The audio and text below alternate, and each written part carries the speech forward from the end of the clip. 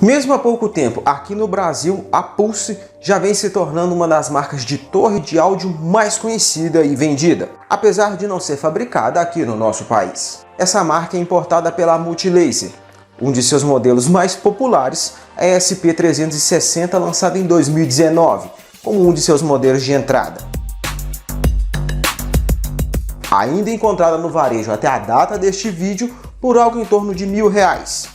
Agora você irá ver os seguintes tópicos da SP360 Multilaser, como desamassar os alto-falantes, manutenção e limpeza, regulagem do som, como consertar estragado das quinas, pontos positivos e pontos negativos e, claro, se vale a pena ou não comprar uma dessa. Eu sou Maicon Pimenta e se você se interessou pelo assunto, por favor, aperte o like e vem comigo! Bom, indo direto para o primeiro tópico, que é como desamassar os alto-falantes, que é bem simples.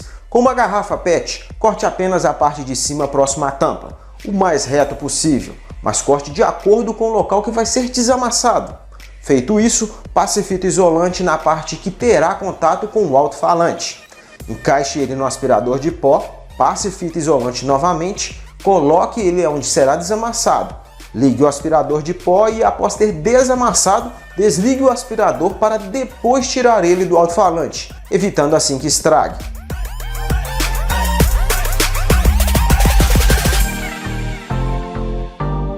Segundo tópico, manutenção e limpeza da SP360 Pulse. Lembra do cone que usamos agora para desamassar o alto-falante? Pois então, use ele aqui para tirar o botão de volume do som e do microfone, para poder limpar. E já aproveite para apertar esse parafuso caso o mesmo esteja solto.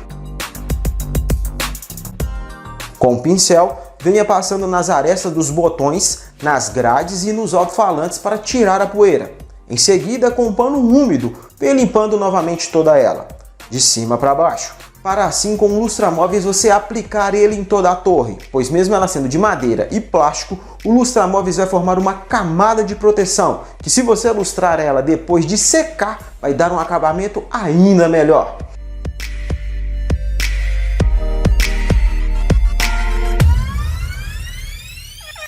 Terceiro tópico, regulagem do som. Aqui, pessoal, para você conseguir alcançar o máximo de potência da SP360 Pulse, você faz o seguinte: ativa o Mega Bass, aumenta o volume até o 30, para em seguida apertar o botão Tone. E quando aparecer essa espécie de 600, você ajusta para o número 10 com o botão de volume mesmo. Em seguida, aperta o botão Tone e o 6 fica tipo partido. Aí você regula novamente o 00 para 10. Assim você consegue alcançar o volume máximo da SP360. E caso queira voltar para o som padrão, é só apertar o botão Mega Bass novamente que volta ao padrão de fábrica, consertando as quinas de caixa de som estragada. Eu aconselho aqui passar esmalte de unha preto, pois além de ser pequeno o reparo, o esmalte dá uma proteção maior que a tinta, uma vez que uma demão apenas você já terá um ótimo resultado. E já aproveito para te aconselhar a colocar uma cantoneira para evitar possíveis danos futuros. Quinto tópico, pontos positivos e pontos negativos da Multilaser SP360. Esse tópico é puramente minha opinião sobre a SP360 Pulse, após alguns meses de uso. Comente se você concorda ou não comigo e se você tem uma, me diz o que você acha dela. Que do meu ponto de vista, o que ela tem de positivo é a facilidade de transporte por causa de seu peso, tamanho, rodinhas e alça de transporte. Esteticamente, os detalhes dela me agradam bastante. Esse acabamento amarelo em volta dos alto-falantes, o adesivo de fibra de carbono, suas luzes com 7 tipos diferentes de cor e 2 que ficam alternando as cores, são bem legais. Porém, eles ficarem piscando sem ritmo deixa a desejar.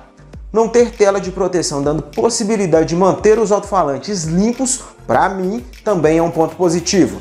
A entrada USB que tem capacidade de carregar celular também agrada.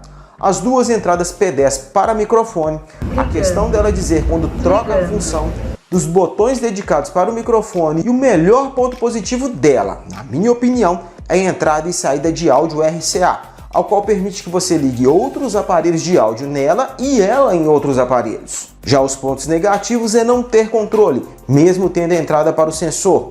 Os calendoscópios que não têm luzes. a falta da função de troca de pastas, o local para colocar celular é muito pequeno, o visor que dá a impressão de ser grande, mas não ocupa nem a metade do espaço, a antena FM que, se por algum motivo quebrar, vai dar dor de cabeça, e a chave de desligar ela poderia ser aqui na parte de cima. Com esses pontos positivos e negativos, eu acho que vale a pena comprar uma dessa usada até uns R$900, uma vez que vi dela na data deste vídeo por R$1.000, fora o frete. É um bom aparelho para uma festa de até umas 30 pessoas.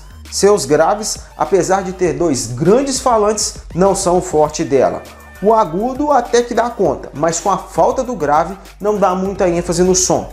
Mas pelo preço, vale a pena sim comprar uma dessa, mesmo não sendo uma marca muito conhecida e com seus pontos negativos.